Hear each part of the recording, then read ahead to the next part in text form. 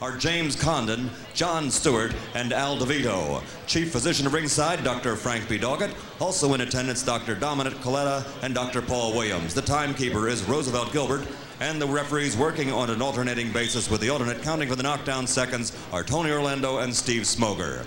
And now, ladies and gentlemen, let's get things started with 10 rounds in the middleweight division. The referee for this bout is Tony Orlando. Introducing first, fighting out of the red corner, wearing the red trunks with white trim, he weighs 161 3/4 pounds from Hartford, Connecticut.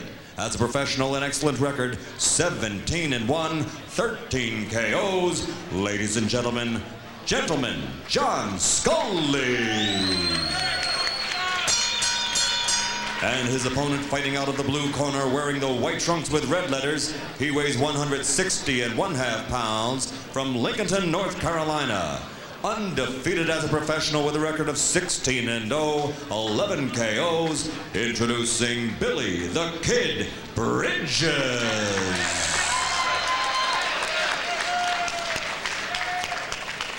Okay, gentlemen, well received your instructions prior to entering the ring. Therefore, I expect a clean fight and expect you to listen to all my commands. Do you have any questions? Okay, gentlemen, touch gloves, go back to your corners.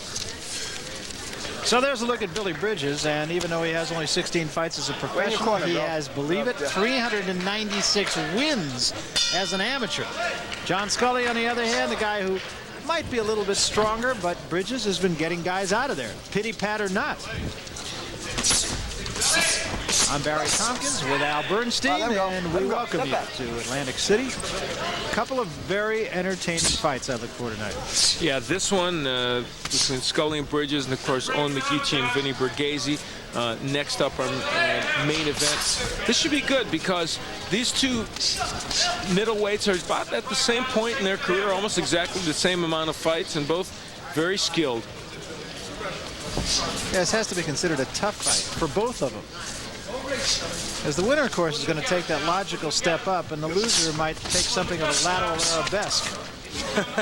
What is a lateral arabesque? I don't know. I've always heard that in the television business. That's what happens to news directors.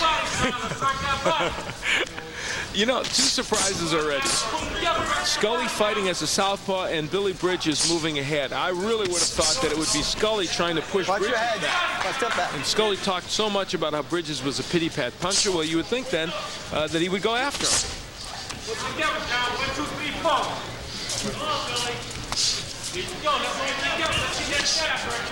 One of the things that Bridges has to deal with is he has, needless to say, a little bit of trouble finding sparring partners. He has one sparring partner who he works with down in North Carolina, but he lives an hour and a half away. And he says one day I drive down there, and the next day he drives up here.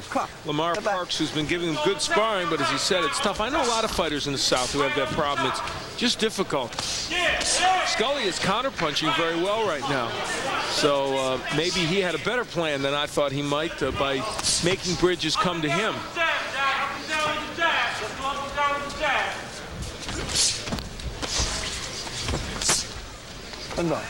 Let go in there. All right, fight. Step back clean. Well, John Scully very serious this morning. I'll tell you, he at that weigh-in, his other ESPN appearance against Brett Lally didn't go the way he would want it to, and he really wants to atone for that tonight. Yeah, his only loss. Feels he has something to prove, and that this is his stage to do it.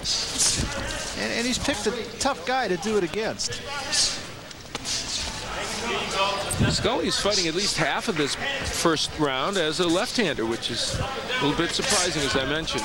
Let go of the head. And he was more effective when he turned to righty, I think. He switches up again, back conventional. 20 seconds remaining, round one. Side to side, up and down. Tighten his feet, John. So the first round going pretty much as you might have expected, or we might have expected it would. Bridges and Scully almost even. Time.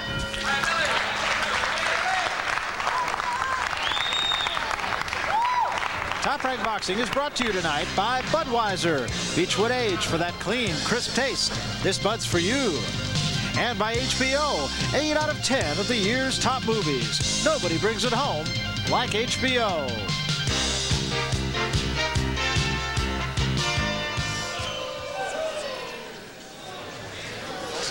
Well, we've got a question. We'd like to know what you think. Should Sugar Ray Leonard fight again? Yes or no? Simple choices, I think. 1-900-226-ESPN. That's 3776. It'll cost you 95 cents. Please only use the touch-tone phone. We want to know if you think Sugar Ray Leonard should go on with what has been a remarkable career so far.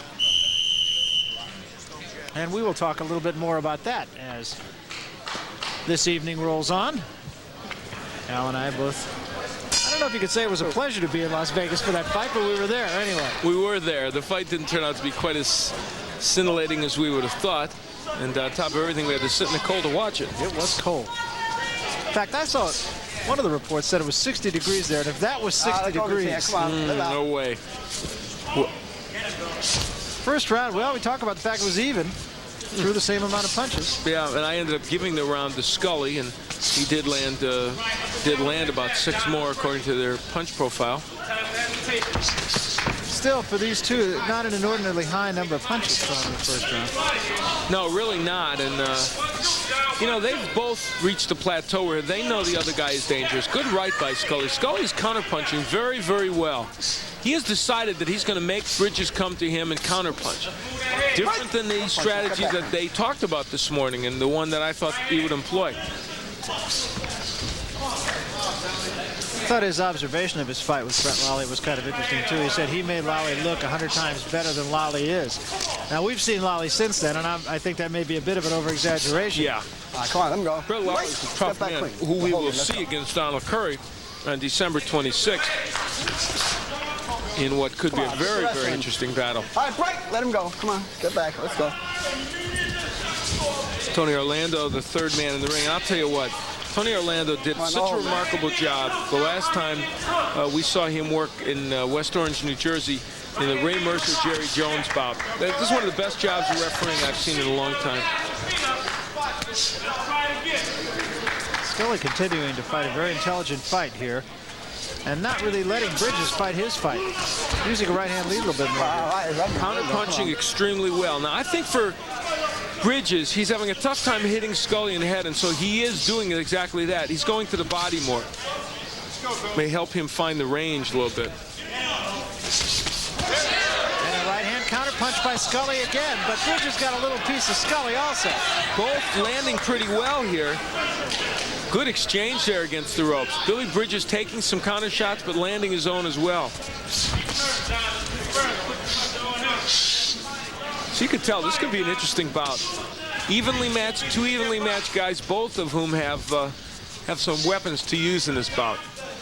I'm intrigued that Scully is switching so much to the southpaw stance. Using it just as much as conventional. Yeah, I think he hurts his offense when he goes lefty. What would his reasons be for doing that, other than just the surprise element? That would be about the only thing, I think, because you could see he doesn't feel that comfortable offensively in that posture. It's been a nice round for Billy Bridges. Yeah, very effective round for Bridges. End of round 2, and it remains a very close fight. We'll be back.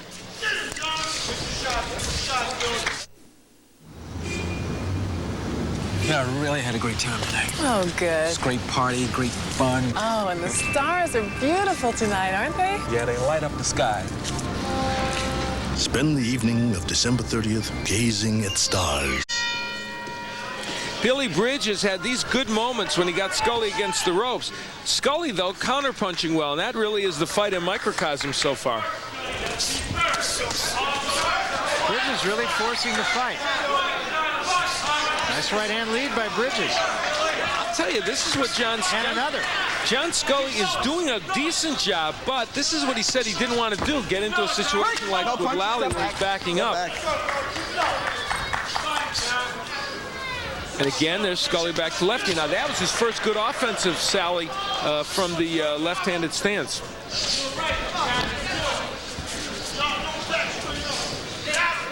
Both fighters have gotten some good shots in the early going here. Get a good right hand by Let him out. Neither is a dramatically big puncher. And Bridges, as we said, has had those KOs in a row, 5 KOs in a row. But even he admits, I'm not a tremendous knockup. Actually, 6 KOs in a row. I made a mistake. My first mistake for 1989. Ever. No, I don't know about ever. But we're toward the end of '89, so. 1, 2, 3. It's a new decade anyway. You don't want to be perfect. No. 1, 2, 3, move. 1, 2, 3, move. Heading into the 90s. Nice combination by Bridges, and that backs him up. John Scully may have to reassess his observation about Bridges being a pity pat puncher. No, you know, I hate to make such a blanket statement, but I can't imagine why Scully is continuing as a southpaw part of the time. It just doesn't make sense. No punching. Let him out clean. Let him out clean. Step back clean. Good.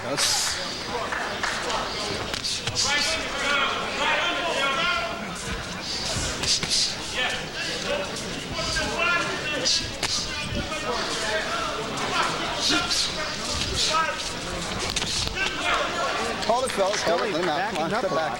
Much too much, I think, for his purpose. And look, and every time he does back up, he kind of instinctively goes back to the southpaw style.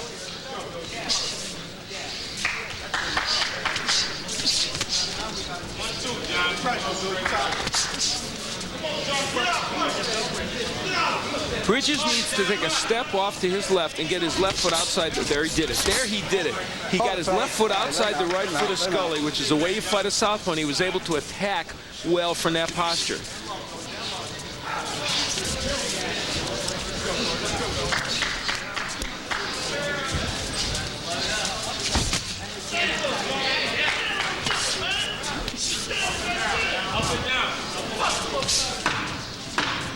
So we head to the end of round number 3, and again, it is a fight that so far has been as advertised. Stereo East presents the Pioneer Laser Experience, a special factory. Billy Bridges, while Scully is in the southpaw stance, lands the straight right and comes back with a left hook to follow.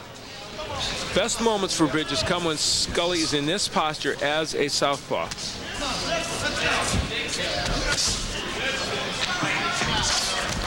Bridges doing, as you pointed out, taking that step outside. Yes, and it's freeing up the straight right to land and the left hook.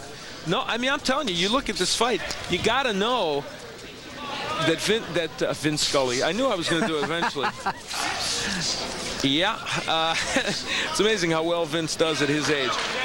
You know that John Scully just isn't fighting as well as a southpaw, so there's no point in him going back to that stance unless he's going to show us something that he hasn't shown to this point. And we talked about the confusion factor, too. Some fighters are confused by a southpaw. Billy Bridges, I would have to think, would not be, because in the amateurs, you see a lot Very lot of left-handers, good and Bridges point. had 400 amateur fights. It's a very excellent point, Barry, and he's showing us Bridges getting around, getting not being befuddled by it.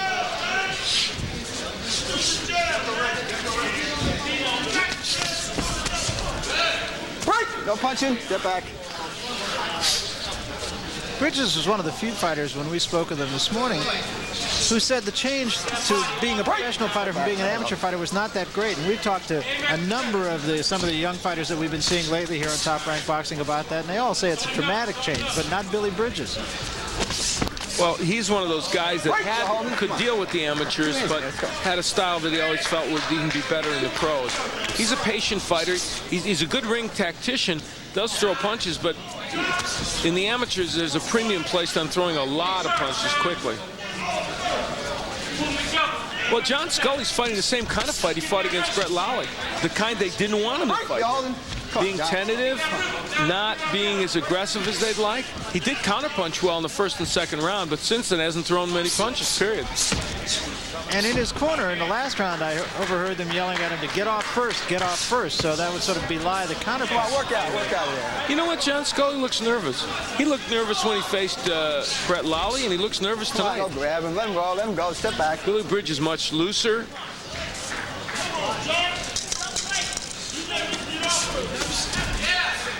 Hold it, let him out. None of that here. You would think, though, after the first couple rounds, nerves would go away, would you not? Well, presumably they should, but he's just really, John Scully looks really tight in this match. Go step back. And I'll tell you what, boy, they got to scrap the southpaw routine because it is not working at all. Well, Bridges continues to dictate the pace. Lately, There's a look at Billy Bridges, who has done a workmanlike, maybe the best choice of words to describe how he's gone so far, but he's gone very effectively.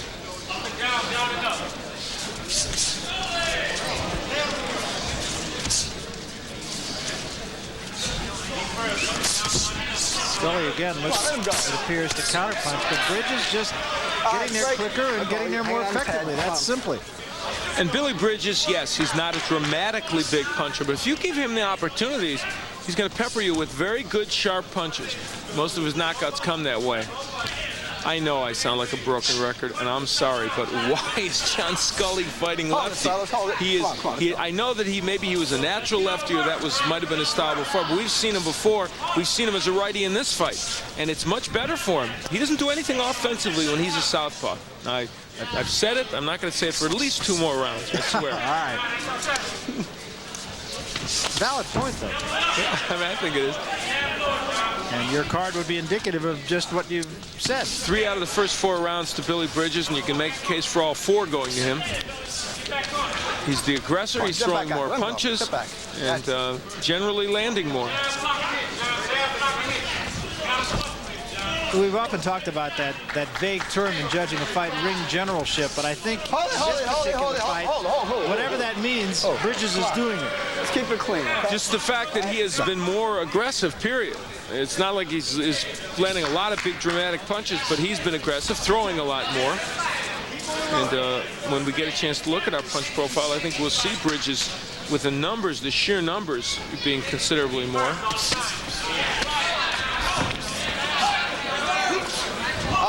Hold him, step back clean. Let him go, let him go, let him go. Step back, both of you.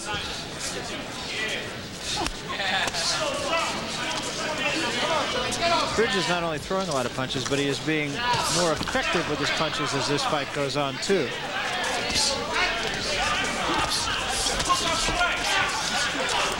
And I'll tell you, the one thing that's saving John Scully even more here is that Billy Bridges isn't a big left hook artist. It's not his big strong suit, because that punch is there, and even when he lands it, he's not landing with the enormous force. It's a good counter shot by John Scully. Remember, he was doing that so well in rounds 1 and 2.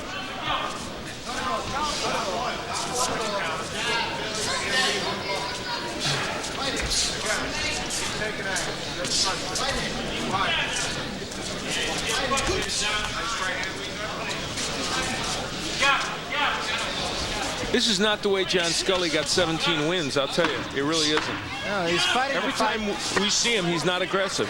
Yeah, fighting to fight basically in retreat. Back with more. Purina Cat-Chow. Chow, chow, chow. Purina Cat-Chow. Chow, chow, chow. Still going. Nothing outlasts the Energizer. They keep going and going and... Here's the last stop on our tour. The Fountain of Youth. This one's on me.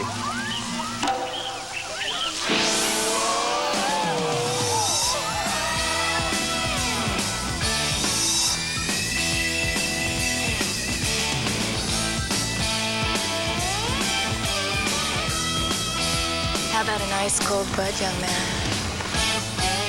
I love this job. When I played football, I crunched quarterbacks. But now I crunch these, JB's Pigskins. Let's go.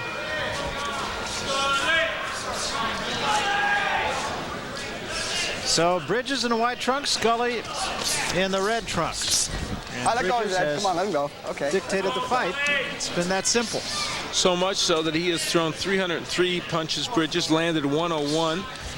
While Scully has thrown 236 punches and landed 69. So that's an evidence that I'm even surprised that Scully has thrown that many punches. It doesn't even seem like he's throwing that many. Maybe it's just he's backing up so much. Another round of Bridges on your card. Yeah, I've got him winning 4 out of the first 5.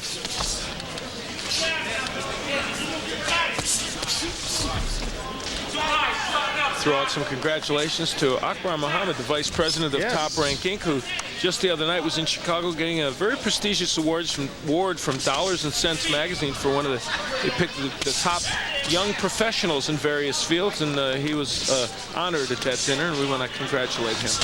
You and I got awarded from Nickel and Dime magazine. That's right. Hold on, let him out. It says something, but I don't know what. I don't either. No, that's very good for Akbar. Yeah, it's a nice honor, and he does a great job with Top Rank and helping with all the boxing.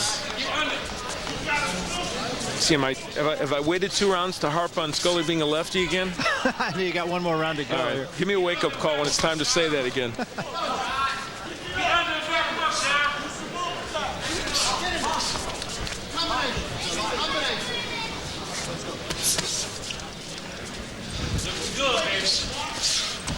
Come on, straighten out, straighten out.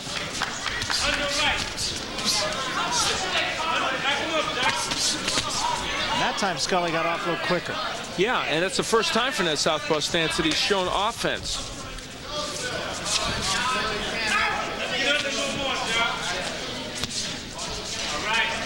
John Scully, a 22-year-old who come on, let him go. Step back. brought along Mac Buckley very well in the Connecticut area, and he's had 2 coming-out parties, one against Lally, and then this one here against Bridges, and unfortunately probably his only 2 performances that they would look at subpar, and this one isn't over with yet, have been those that most people have seen across the country. Good jab by Scully there. Bridges, on the other hand, is one of those guys that one morning you wake up and he's 30-0. That's right. That's exactly right. And now, even tonight, stepping up against a guy who's supposed to be better, he's doing a very workmanlike job. All right, come on, step back. Not a strong middleweight, and we asked him, what do you think you could do to improve? He said, I just wish I had longer arms. Yeah, bigger arms, he said. Yeah.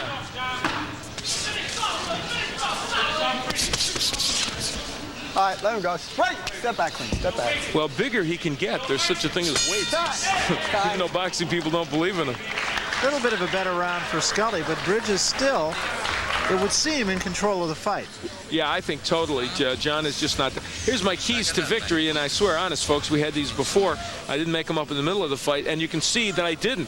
Keep jabbing for Bridges. Counterpunch. Well, he hasn't had a counterpunch. He's moving forward. Scully's not used his strength, and then I say attack, attack, attack. Scully's been on the retreat the whole fight. Yeah, he really has gone absolutely contrary to the keys to victory, and in fact, if your card is a barometer, he is not winning. Fake the jab, come up, step it up, pump up the volume, okay? Let's go, let's go. Look good. Don't let him come back. He's starting to load up with his stuff. Okay, don't let him come out with nothing. Eddie Aliano, you saw that name, and that is Eddie in the background, and a guy who was a prominent figure in the goings-on in Las Vegas this past week. Had to work on that cut of Sugar Ray Leonard. And Randy Mitchell, who is a boxer we have seen on Top Rank Boxing, it just occurred to me as I was watching him talk, who is training Billy Bridges now. Bridges, 79 punches to Scully's 43 in the last round, so an indication how much he is continuing to out-hustle Scully. And you heard Mitchell in the corner saying, pick up the pace, give me a little bit more. Well, you know what? They're up here in the East. Hold it, come on. Whether Scully's fought here in Atlantic City much or not, they're coming from the South up here to the East, and they're thinking, well, you know, we don't know. Somebody might not be leaning toward us, so let's get as much done as we can. Bridges and Scully, first half of a boxing doubleheader from here at Harrah's in Atlantic City. I'm Barry Tompkins, along with Al Bernstein, still to come. Vinny Borghese and Owen McGeechee, and this one we expected an even battle, and it appears that Bridges has made it maybe not quite as even as we thought it might, but we also look forward to a very competitive fight in the second fight. Bridges in the white, Scully in the red.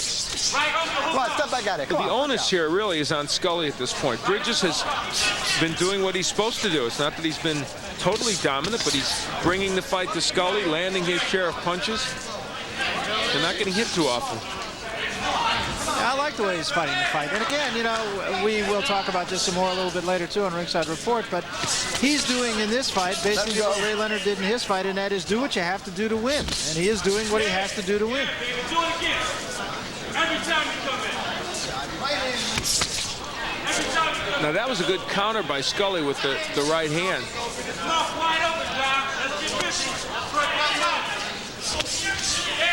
Another good jab by Scully and another good right hand. Now what has that been from this left hand stance? Right. No punches, step back clear. Probably the three best punches Scully has thrown in the last 5 rounds. Bridges not throwing as many punches in this 7th round. No, and he's not moving off to his left as effectively. Oh, let him go, John. Come on, step back at it. Hit with that right hand. Too much grabbing, John. Right. Step back.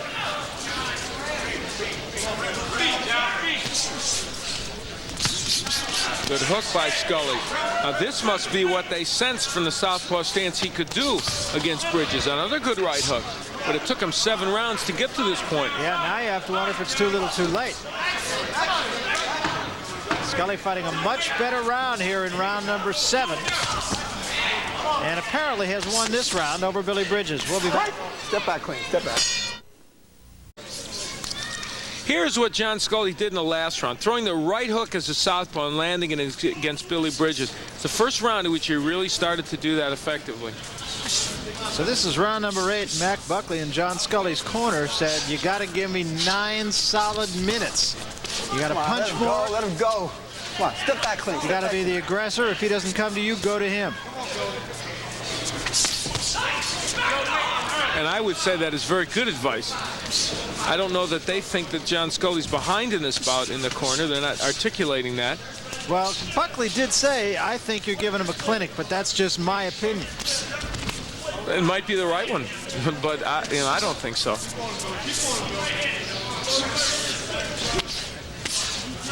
Now, in the last round, Scully did land 22 punches out of 49, according to our punch profile, and Bridges continued to throw more, 77, but only landed 16. And I've got Bridges ahead 68-65 at this point.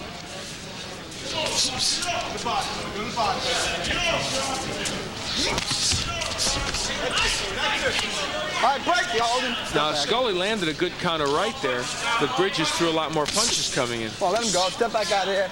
Let him go. Now, the interesting thing to me is, just at the point where John Scully started to feel comfortable and work well with that left-handed stance, now he's back to being a righty. Took a left-hand counterpunch and another from Bridges.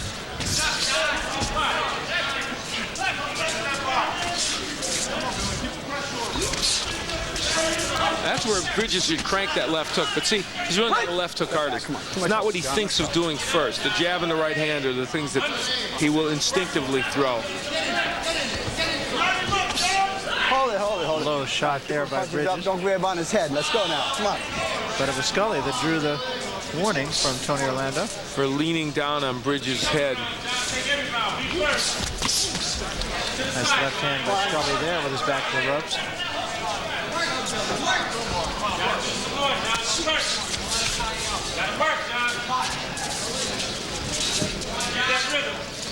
Okay, John Scully's taking a big chance in this fight. He just has not thrown that many punches.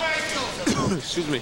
Bridges is not landing as dramatically as he'd like, but he is throwing a lot more, and so that's a good counter by Scully. That's from the southpaw stance.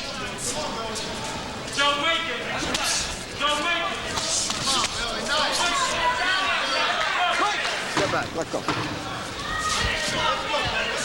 Scully seems to be coming on in the last couple of rounds. This one not quite as effectively as the 7th round, but his problem is he's going to run out of rounds. We'll be back. John Scully against the ropes, that's been a familiar territory for him. The jab lands and the right lands by Bridges, and he's just throwing more punches. You did. Are you listening? Get the body. There's the brain trust in the corner of John Scully. We talked about Mac Buckley. Guy's been around this game for quite a while. Minutes of a lot of heavy work in close. Helped Marlon Starling get near the top, though they're not together now. And he wants Scully to be a headhunter in these final 2 rounds. He said, forget about the body. Haven't seen Scully throw too many body punches to this point. So obviously he's taking his advice. Come on, step back out of here. Took his advice even before he gave it.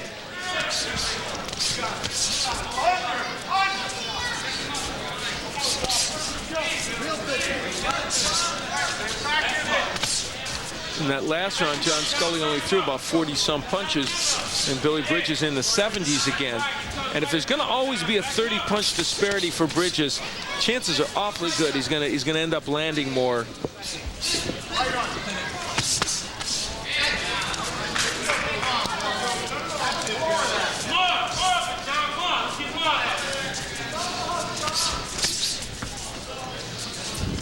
Can a guy, though, like Billy Bridges, let me put it another way, how far can he go in middleweight? Yeah, it's funny. I was just thinking about that as you said it. He needs more upper body strength. He needs a little bit more punching power. I think that realistically he could expect to become a top 10 contender if he could do that, and if things keep breaking his way, and when he can find the right way to use his jab and his hand speed and his combination punching. But he's going to need a little more strength, I think, upstairs.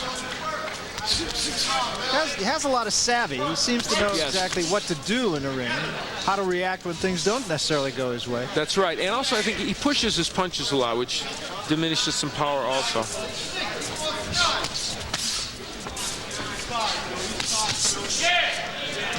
Scully with a nice combination, but he just hasn't let his hands go much in this bout. Again, by Scully. Scully's last 3 rounds, although he hasn't been active, have been a little bit better. No punching, step back. Well, this is a round you might make the case for him winning, because Bridges has been very inaccurate with his punches. There's the hook. The right hook has worked for Scully. He just won't throw it. He's only thrown it sparingly. Now at the Finette southpaw stance, he's doing better. I don't know why he didn't throw these punches earlier. Nice right hand again, 3-punch combination. He has been more offensive-minded in the last couple rounds from that southpaw stance.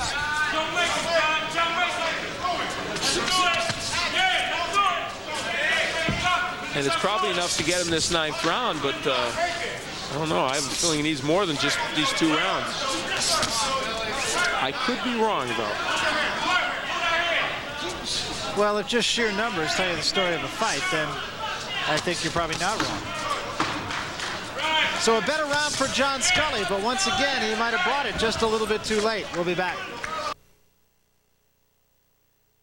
Now is the time to buy a new car at Newman Chevrolet with giant GM rebates like $750 cash back on Lumina, $800 on Corsica, $800 on Beretta, or $2,000 cash back on new 1990 GO Prism first-time buyer plan. Huge discounts and low prices like a 1990 Chevy Cavalier just $74.02 or a 1990 GO Metro just $62.88. Don't miss our giant rebate sale on now at Newman Chevrolet. Stereo East presents the Pioneer Laser Experience, a special factory-sponsored sale. Get big savings on Pioneer Big Screen TV. So realistic, it's theater-like quality. Save on the Pioneer CD Laser Disc Player that handles all current CDs and laser discs with 40% better picture quality than VHS. Save on the new Pioneer Audio Video Receiver, delivering 125 watts per channel of clean power with Dolby Pro Logic surround sound. Select from the largest. John Scully finally found this right hook. There it was in the last round. The last couple rounds, he's found it from the lefty stance. And he won that 9th round. We should point out, while we were away, we were eavesdropping in the corner of John Scully, and the advice he got from Mac Buckley is, you've got this fight won. Just counter to the body, and that's all you have to do. Don't worry about it. He's got to knock you out to win it. Now, either Mac Buckley or you and I are seeing this fight wrong. That's the only thing I can say. Well, definitely, there's a difference of opinion here. My card shows that Bridges is ahead 87-84. We'll see. Hold it. I just don't think, even in the last round, Scully won the round. He threw 69 punches, landed 28 according to our punch profile. Bridges 84 and only landed 14. And I mentioned Bridges was very inaccurate in that round. But in a lot of those rounds, Scully was throwing a lot less and landing less. There's a cut alongside the right eye of John Scully. It won't really matter because this is the 10th and final round, but again, to make a parallel to the other night in the Leonard Duran fight, had that have happened earlier, then there really could be a problem.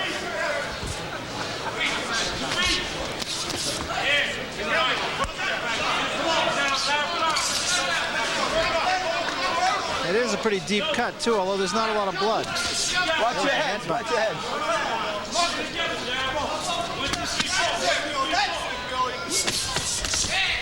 Right, no punching. Step back. Halfway through the final round.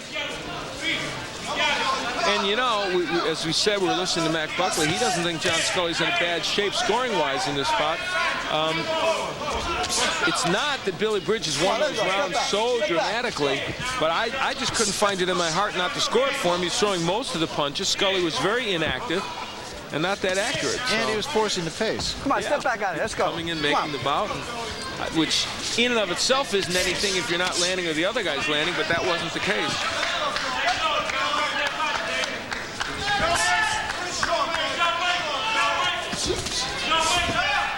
Right, step back. Oh, we'll see. Again, one of us is wrong.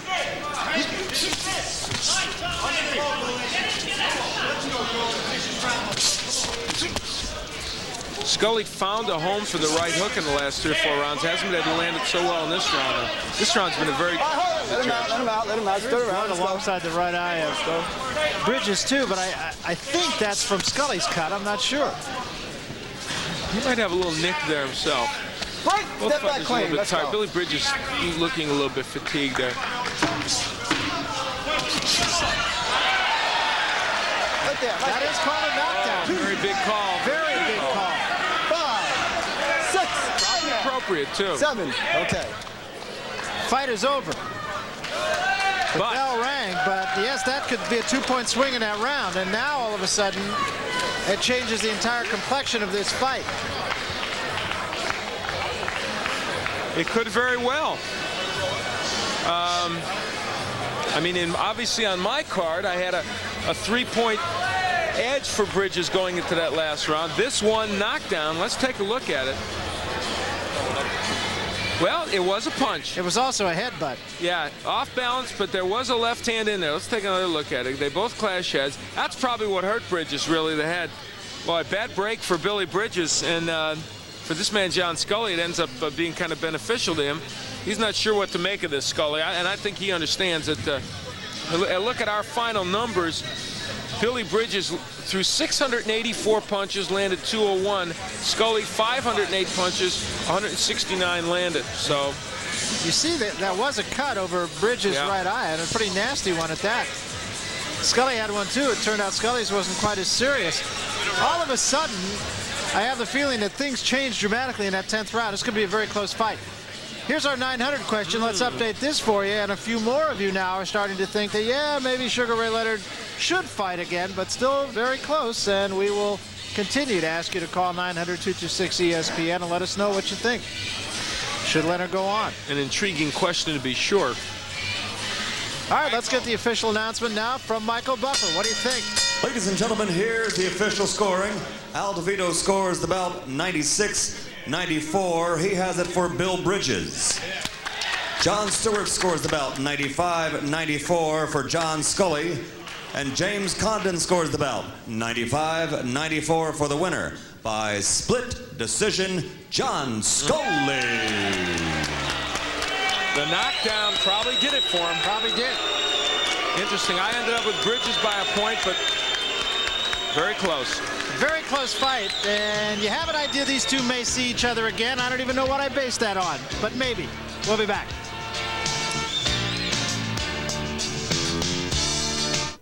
Winner. Well, John Scully, yes, it was a tough win for him, and a win, John, that you pulled out with the knockdown in the last round. And I have to say, I had you behind to that point. 2 of the judges did, and that knockdown pulled it out for you. I have to ask you, the southpaw stance for you didn't seem like it was working too good until the last part of the fight. Why did it work better in the last part of the fight? I could sense him slowing down. I didn't want to come out fast and just start banging away. You know, I'm always thinking in the ring, and I start out slow. I wear the guy down. I could see around the 3rd, 4th round he started wearing down, and then I just picked up my pace. Southpaw is something I do when I feel like I need it. It's like an instinct, and I landed a lot of good right hooks. Yeah, toward the end you did. Right. Did you think I know Mac thought you were. Did you think you were ahead? Yes, I did. It was a tough, grueling fight, but I'll tell you what. You watch a replay of that. 80% of his punches were hitting me on the shoulders, on the arms. I smothered his punches. He didn't land that many punches, believe me. And I tell you what, I was up till 6:30 this morning vomiting. I've been sick. I pulled that fight out with nothing but heart. Would you have the flu or what? I was just vomiting. I don't know what you want to call it, but I'm sick now. I wanted to vomit in the 5th round. These fights against Lally, you looked all does it make you more nervous to get to fight fights that seem like bigger fights? I'm never nervous. I wasn't nervous against Lally. I fought like I was nervous. I fought because I was overtrained or whatever the reason was, but I've never been nervous for a fight. All right, well, congratulations on the win, and you hoping to step up even better in competition? Yes, sir. Yes, sir. All right, congratulations. John Scully with the win, and well, he overcame vomiting and who knows what else to get the win tonight. We'll be back with Ringside Report next.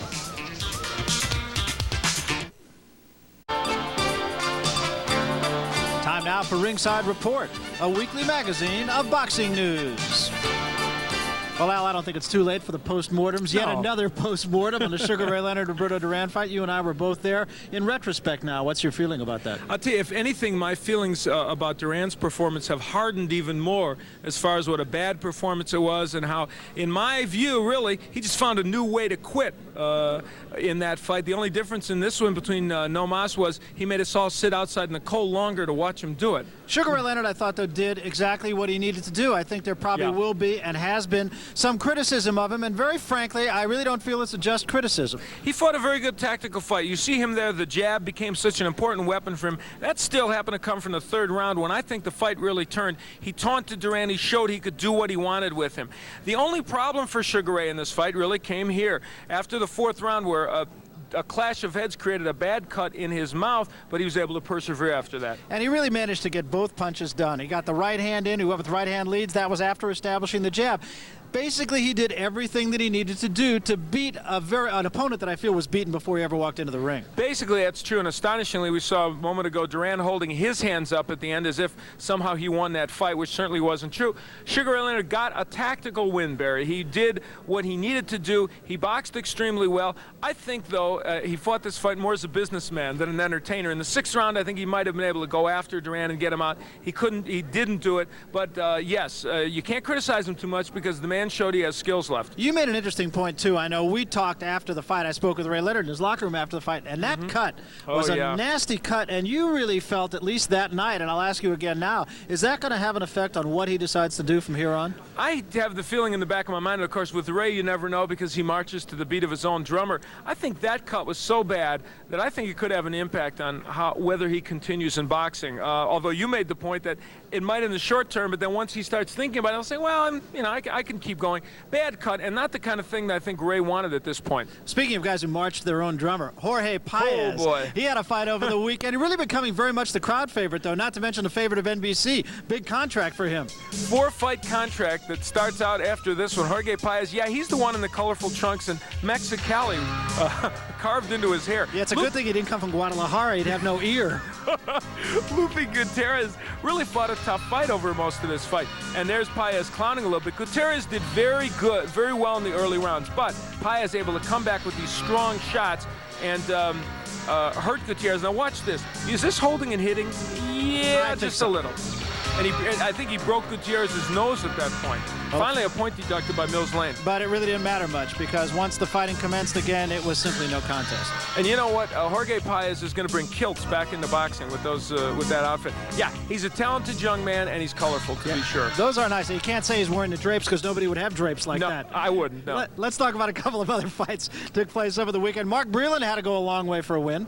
Yeah, he went over to Japan, fought Fujio Osaki, and won in the 4th round on a TKO because of a cut over Osaki's eye. Mark Breland now winning fights and retaining his title, but I think even he would admit that to get a bigger fight, he's going to have to fight a Simon Brown or a Marlon Starling, who, of course, was otherwise engaged with Michael Nunn. Somebody that will put Breland on the map. And it's weird, isn't it, to talk about a guy who's a champion, has been fighting for 5 years as a pro, and you're talking about him still proving himself. Yeah, it's really true. Another fight, too, at the Forum went largely unnoticed, but I know it's a guy that you like a lot. Jesus Salud won a world title. He won the WBA junior featherweight title, and he won it in the 6th round, beating Juan Estrada, who's a very talented fighter. He won it on a disqualification. Jesus Salud is very talented, very exciting, and I think in the next year or so, now that he's got that title, we're going to be hearing a lot about that young man. Well, let's go from what was to what will be as we take a look at the guide and what is coming up.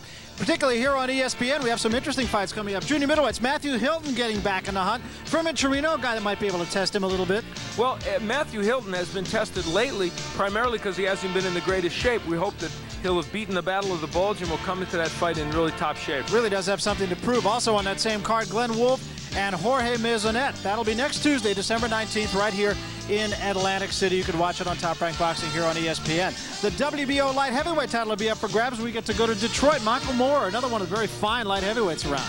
Excellent performer and southpaw who might be the best light heavyweight around, but don't tell Virgil Hill that. And then a little post-Christmas gift. Donald Curry, a little something left under the tree. Donald Curry and Brett Lally.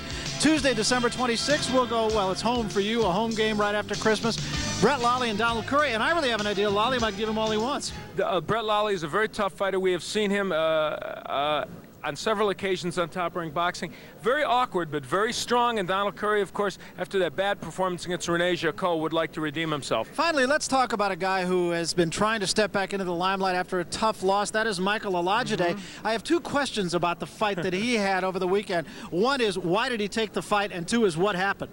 Well, Olajide took this fight with Dennis Milton up in Glen Falls, New York, for 100,000 reasons, $100,000. Wasn't on television, and it was kind of a low-profile bout with Dennis Milton, who you've seen here in Top Rank Boxing, a very good middleweight. It was a chance for a risk for Olajide. Well, it turned out to be not such a good risk. Olajide, throughout the fight, was apparently behind on the scorecards. With about 6 seconds left in the fight, he got Milton in big trouble and had him all but out. The referee stopped the fight, but then it was called a no contest later. It's now in Randy Gordon, the commissioner's lap. We'll see who ends up winning that fight. And Nigel Benn may be next for Michael Olajide. This has been Ringside Report, a weekly magazine of boxing news.